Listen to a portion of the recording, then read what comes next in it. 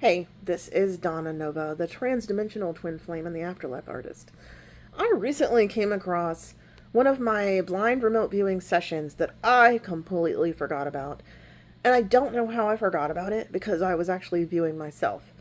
Now I'm going to show you this map because this map confirms my own enlightenment, my spiritual path, my twin flame, Chris, and the fact that I'm an extraterrestrial hybrid, which I don't always tell people because everybody thinks they're a hybrid. I mean, it's kind of cool right now to say something like that about yourself, but I take this seriously and I'm not joking. And that's the information that I got in this blind remote viewing session that turned out to be about me. Now, in remote viewing, you don't know what you're looking at. All you have is some kind of identifier like a number, and then you just get information from the ether. You get it with your psychic senses. So nobody says, go look at yourself. That's not how it works. It's not valid if you know what you're looking at. This is a way to get information that has no identifier so that your ego can't come in and make stuff up.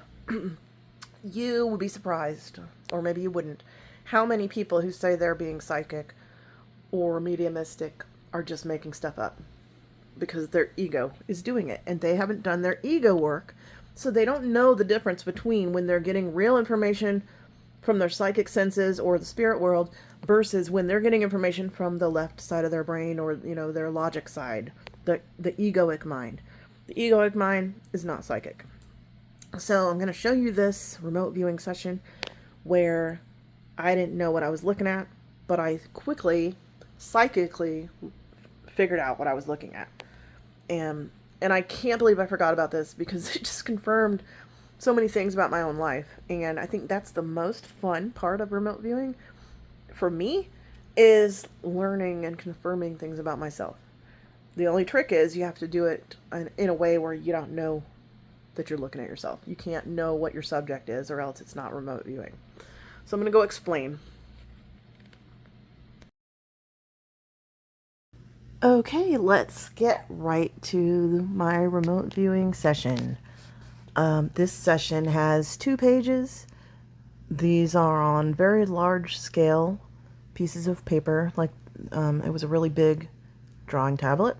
This is page 1. That's page 2, where I do a body scan, which we were also taught to do. So hopefully this translates. I'm going to zoom in on each part of this session to show you. The kind of remote viewing I'm doing is called transdimensional mapping, and it was invented by Berta Jawowski, and that's who I learned it from.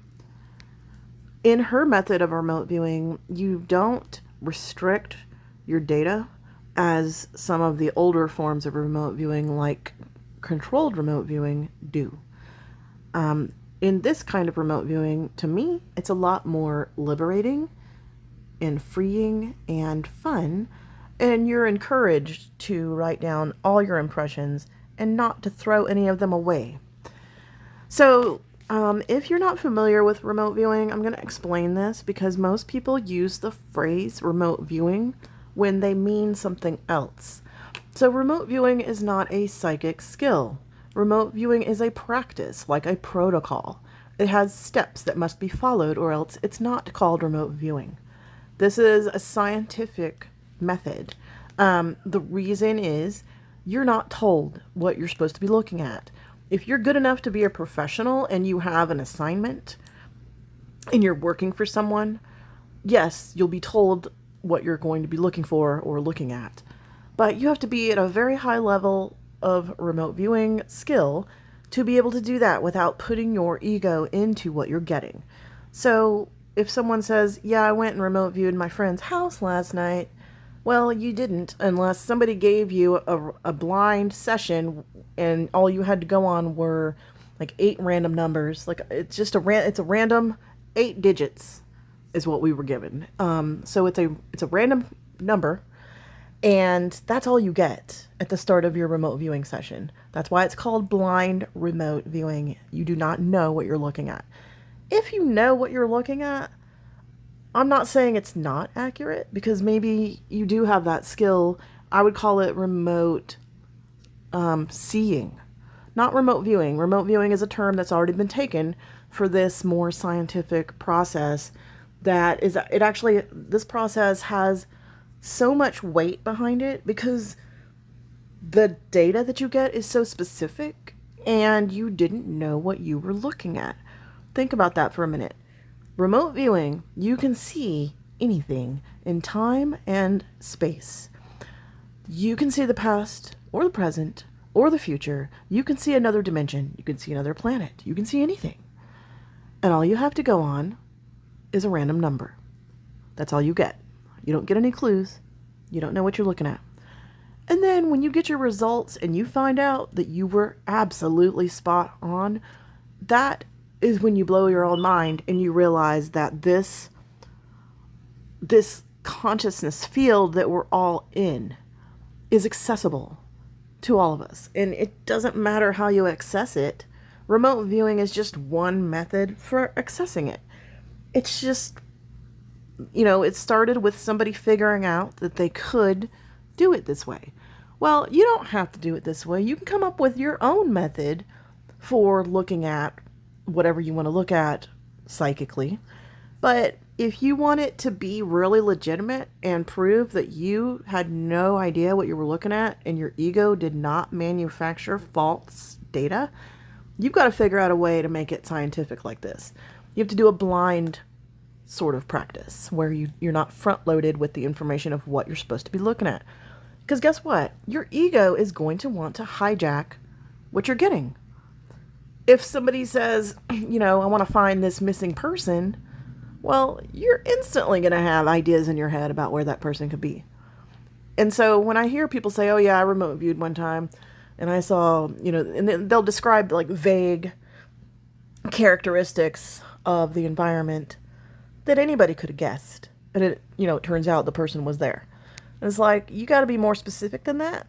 And you got to prove to me that it's not your ego making that up because, a lot of people that go missing are found in the same types of places. There's only so many types of places it could be. So that's, unless you're very skilled psychic, that's likely your ego manufacturing false data. It wants to fill in the blanks. If it doesn't know something, it wants to know something so it can tell you what's going on. It thinks it's in charge. So with remote viewing, some of these practices that I'm going to describe are about what it's like to get the data, what kind of questions to ask yourself to go deeper so that you get a whole story. The other thing that really isn't remote viewing is when somebody says, guess what's in this bag? What's behind this wall? Like, you know what I mean? You see these psychic practices all over the place. That's not remote viewing. That's a psychic practice. So if you have like an object inside of a box and you're like, okay, now what's the object? That is not remote viewing because your brain is already trying to come up with what object it is. It's not blind. It's not remote viewing because you can never say that you didn't have any clue what it was. It's something that's small enough to fit in that box for one thing. So you don't have all of time and space and all realities to look for. You can use your ego and your thinking mind to come up with some answers there. And I'm not saying it's not psychic if you get it right. It definitely is. But it's not remote viewing. So with that in mind, here's my session. Keep in mind this was all about me and the most transcendent moment of my life. But I didn't know that when I was doing this. All I am given are the random number coordinates that you see up there. I always start at the top left. Then I draw an ideogram, which is like a squiggle. You can see it up there next to the numbers on the right. It was a loop-de-loops, right? So the ideograms are like little symbolic doodles that you do as soon as you get your coordinates. And you do this partly to distract your left brain, because your left brain's going to want to start coming up with answers, but you've just drawn this intuitive doodle So you're engaging your right hemisphere, or the imaginative part of your brain, the psychic part. You want to engage the psychic part while you're doing a remote viewing session. That's the entire point of it. And how are you going to balance being able to write and draw and communicate these things that you are sensing with your psychic side? You have to use your logical side, right? So this is an exercise in using both hemispheres of your brain at the same time. So because of my ideogram, which is the spiral squiggly thing at the top, I knew that I was dealing with a complex being. So the ideogram also relates to what you're looking at. For instance, our teacher taught us that like a circular type ideogram is likely a person or a being. If it's a line, it could be like a long distance or a road or something. If it's like an angular sort of geometric shape, maybe it's a structure like a building.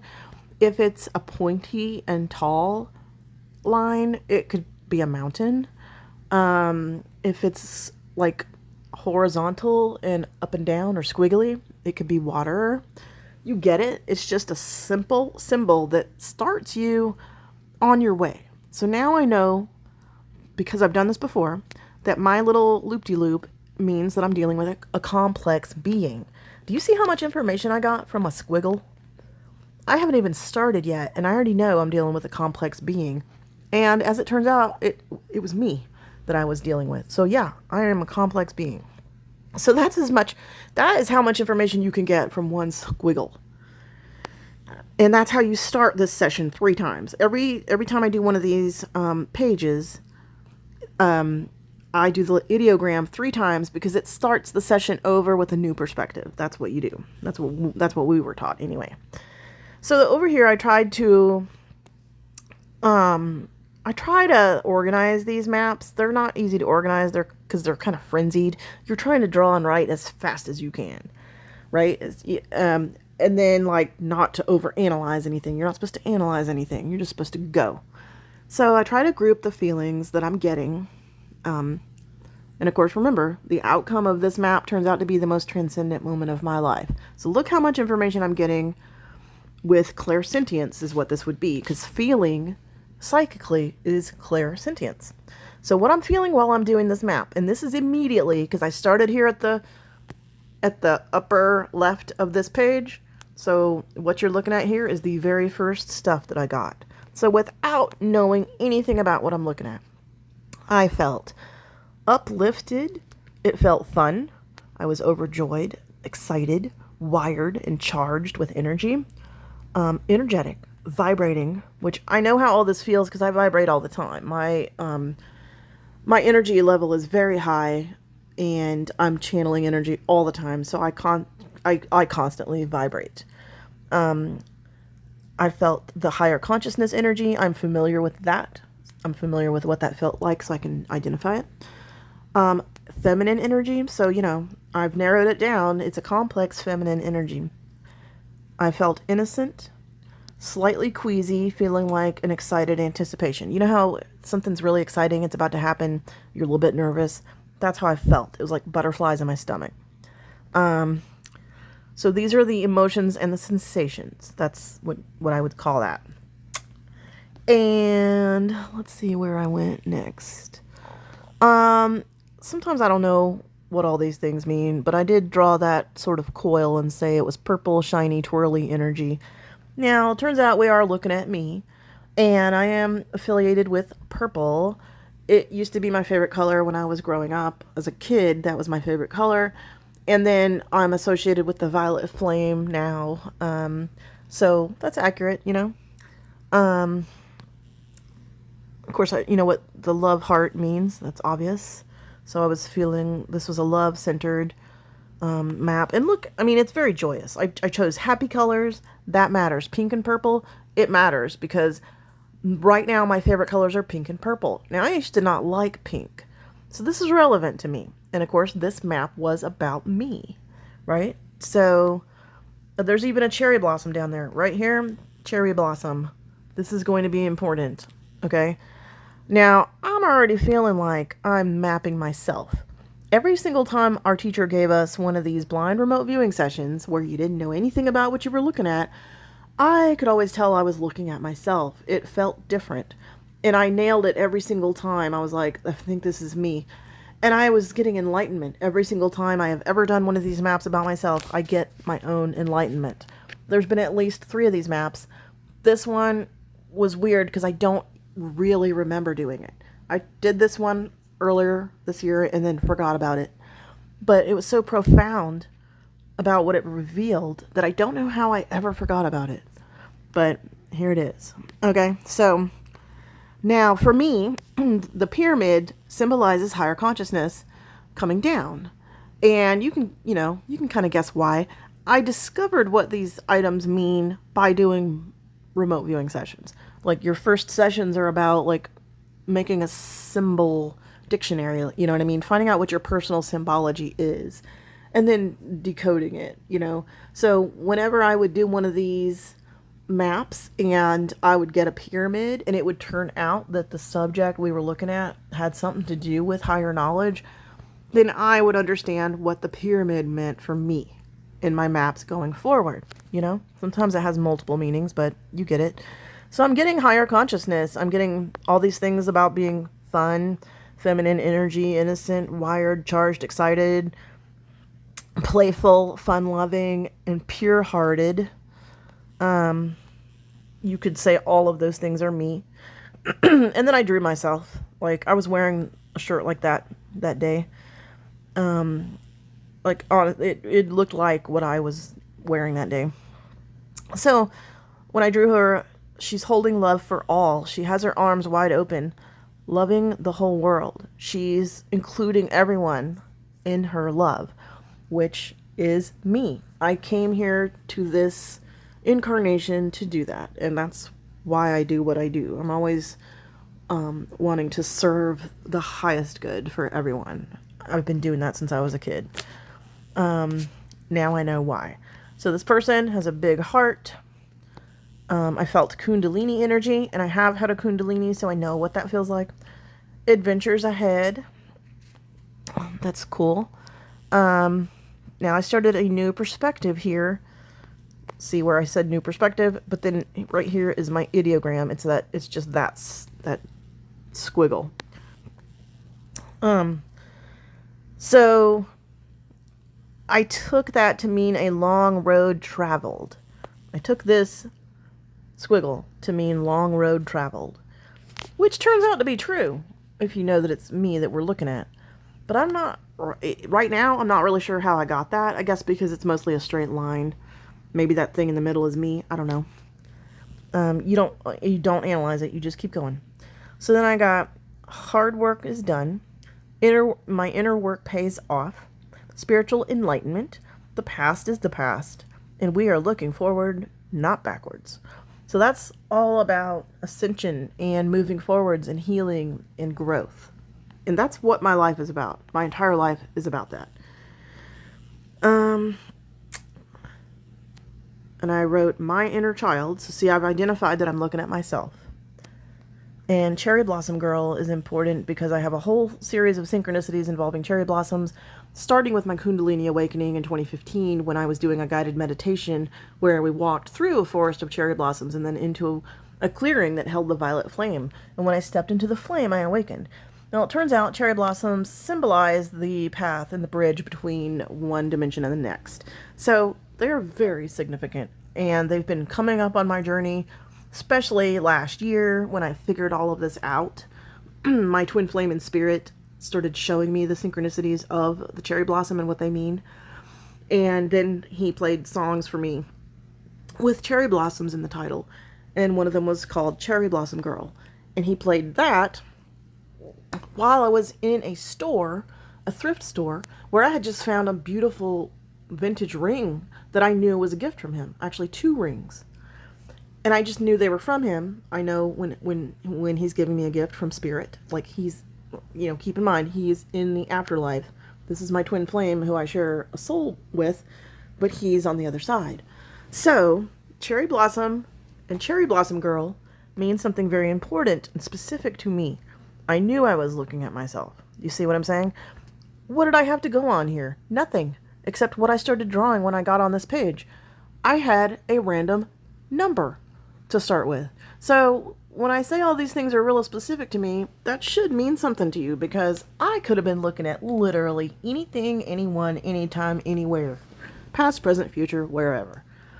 But I nailed that I was looking at myself. So then I wrote, the solar plexus is activated and excited with anticipation.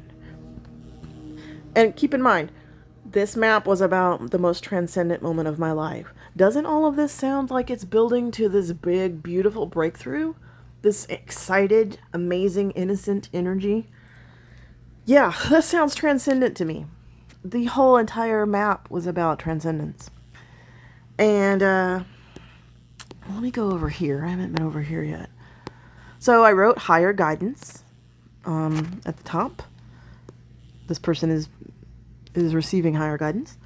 Purple and pink, like I said, I've got some synchronicities there. I mean, I love purple and pink.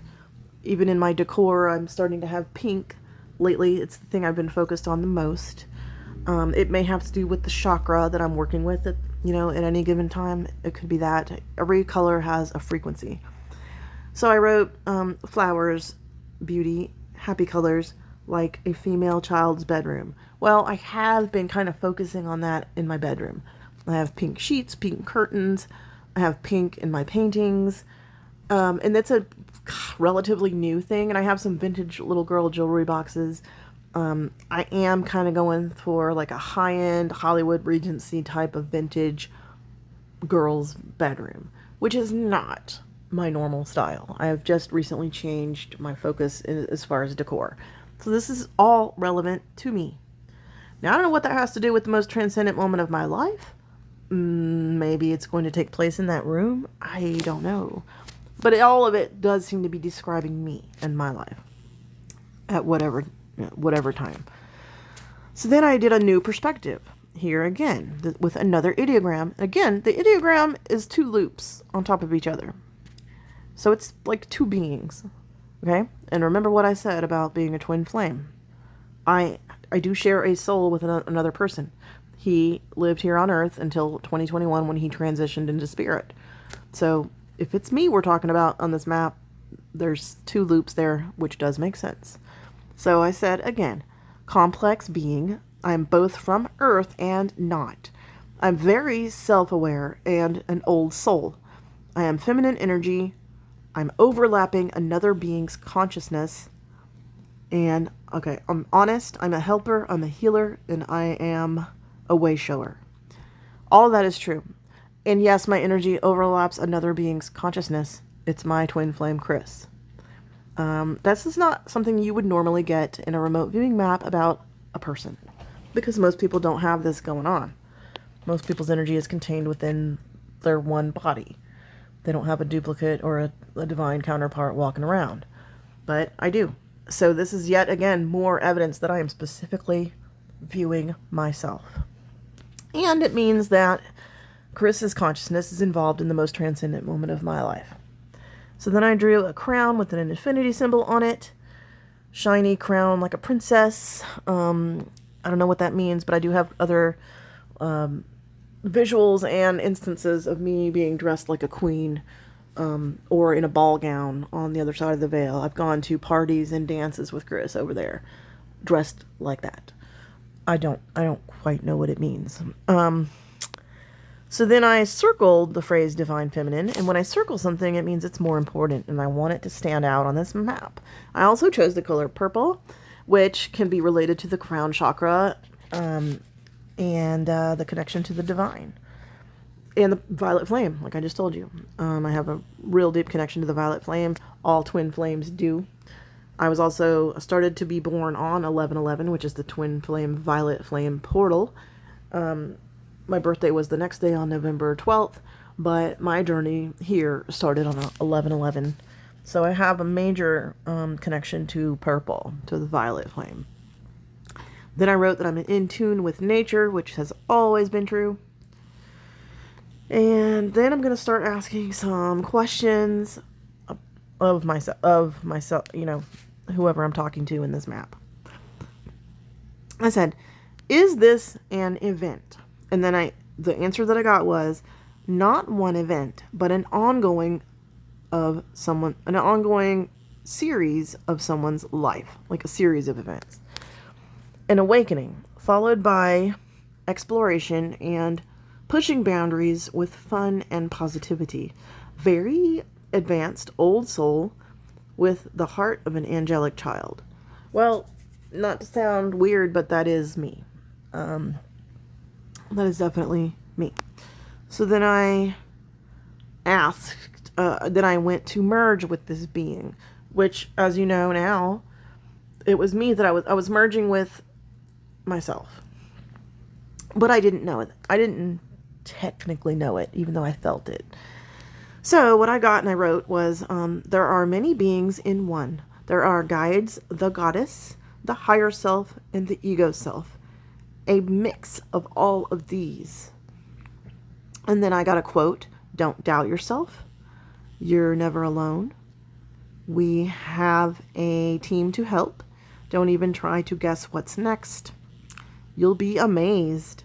Holistic health and healing is ours. We make it for ourselves.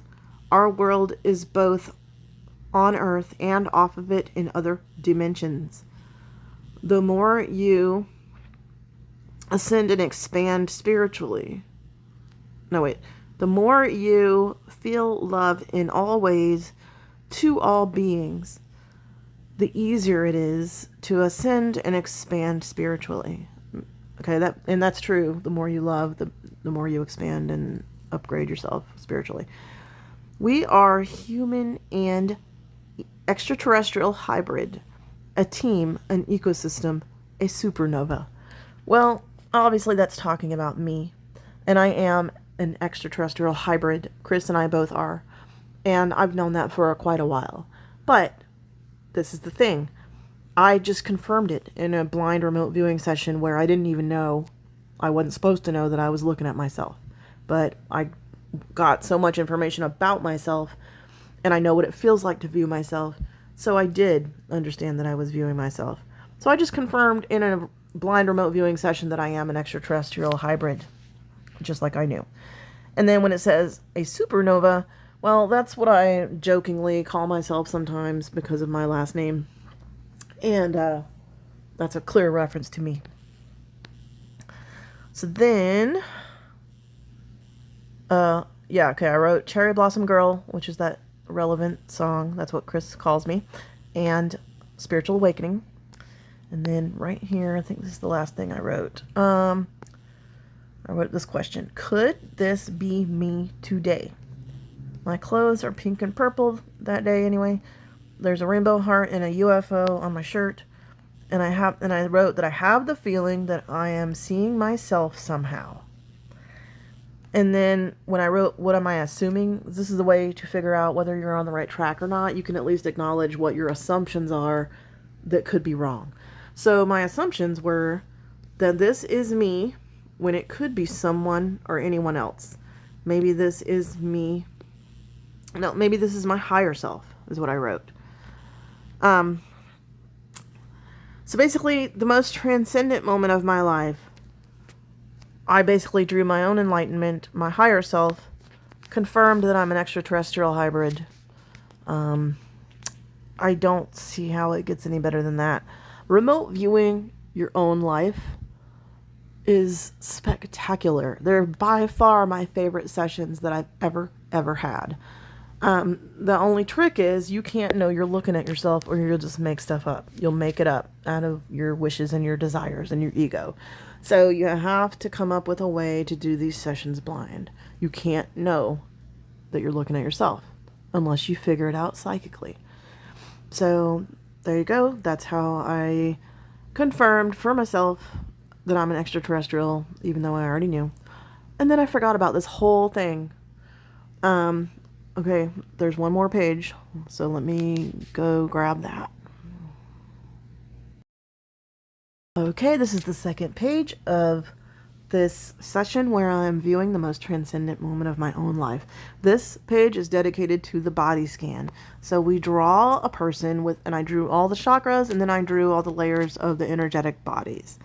We were taught to like list what influences each of our energetic and physical bodies. So, I wrote flowing and healthy chakra energy system. So all these chakras were open.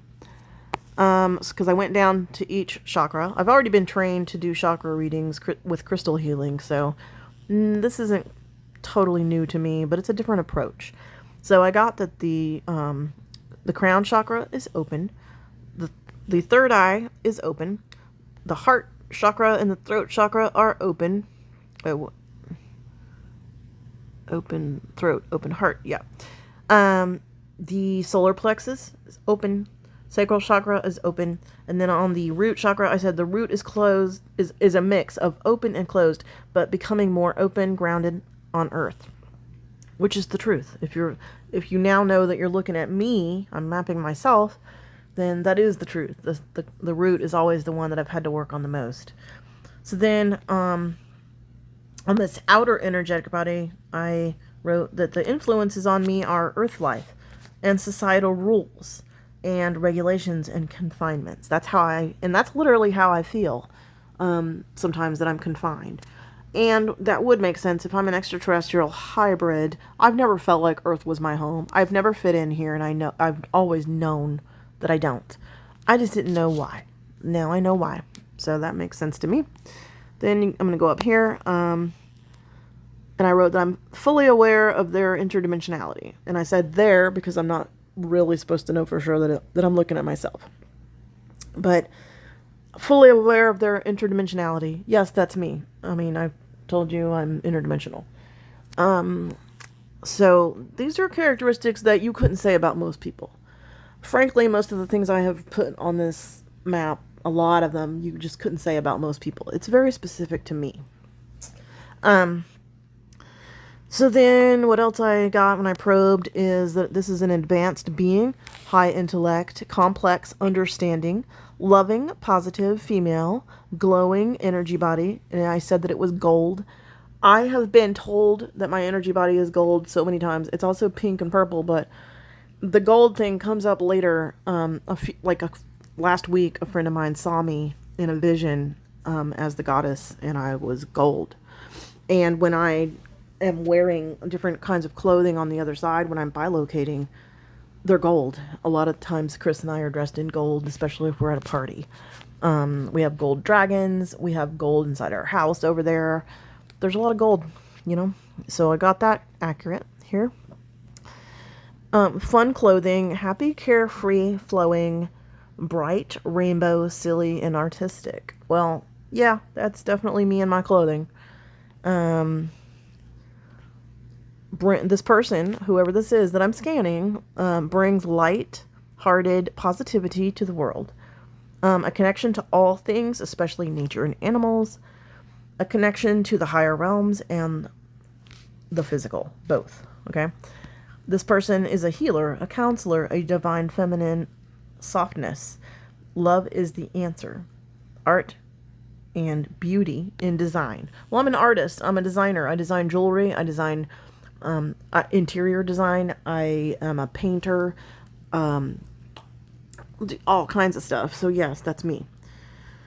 Then I got creativity in art and writing. Yes. Channeling of higher consciousness. Yes, that's me. Time travel. Yes. As far as like my consciousness, as far as I know, I haven't ever physically time traveled. I don't think so. Unless I've, been memory wiped or something, and I don't assume that at all. So different kind of time travel, the kind where I can bilocate. Even when you're doing these maps, sometimes you'll do that. So interdimensional travel, absolutely, with the bilocations. Free spirit, yep. Energetic alignment and intelligence, yeah, both. And then over here on this part of the energy body, what affects me are other people's energies. It's true. barriers to physical freedom, which is like me on Earth not being able to drive because I'm legally blind. So I don't have a vehicle, and it has made me feel trapped sometimes where I don't have freedom of movement. Other people's egoic judgments, absolutely. I feel those all the time, and I ignore them. The energy of nature affects me, and animals. Yes, 100%. That's the best energy on the planet, is energy and is nature and animals. And then the spirit realm affects me, the etheric realms, and my spirit guides. So I got a lot of information about myself in this page of the map, and this was only like an hour long tops that I was working on it. I mean, could have been an hour and 20 minutes, could have been 45 minutes, but let's just guess that it was about an hour. And I got all that information about myself. And that's why remote viewing is so fun, because all you had were 8 digits to go on. You knew nothing. So what this does is it confirms things for me about myself, and it predicts future success. And I have predicted future success with enlightenment for myself 3 times at least with remote viewing. Obviously not knowing consciously that I was viewing myself. So that's where it becomes very valuable. You can't say it was wishful thinking because you didn't know what you were looking at. And you're going to say all this information just happens to match perfectly, and I knew I was looking at myself. That's not a coincidence. It's because I have those kind of psychic skills, and I knew I was looking at myself. And then I confirmed all kinds of things about myself that would be kind of hard to confirm in any other way. You know, a lot of people say they're alien hybrids that aren't. A lot of people think they're twin flames and they aren't. A lot of people think a lot of things about themselves and they're not, or they can't prove it, even if they are. But when you're doing a blind remote viewing session, you get all this information, you're accurate, especially if you're a good remote viewer like I am. So this is extremely valuable information for me, because now I have confidence, even more than before, that I'm on the right track, and that the things I knew are actually true. You know, I've been told by my guides that I'm an extraterrestrial hybrid. I believe it. I have a lot of skills other people don't have, and I do things they don't do. It makes sense. Chris, my partner, my twin flame in spirit, he had an issue with some kind of extraterrestrial abduction, I believe, and missing time. He's had experiences his whole life. Mystical experiences. You know, he's seen a rocket ship. He was chased by an orb. You know, we have had mystical experiences our whole lives. So, I already suspected these things, and my guides channeled through another channel told me that we were. But getting the information confirmed in a blind remote viewing session when I didn't know, or I was never told who I was looking at, that really confirms it. That's much more believable than just saying you have a feeling that you came from Sirius or something like that.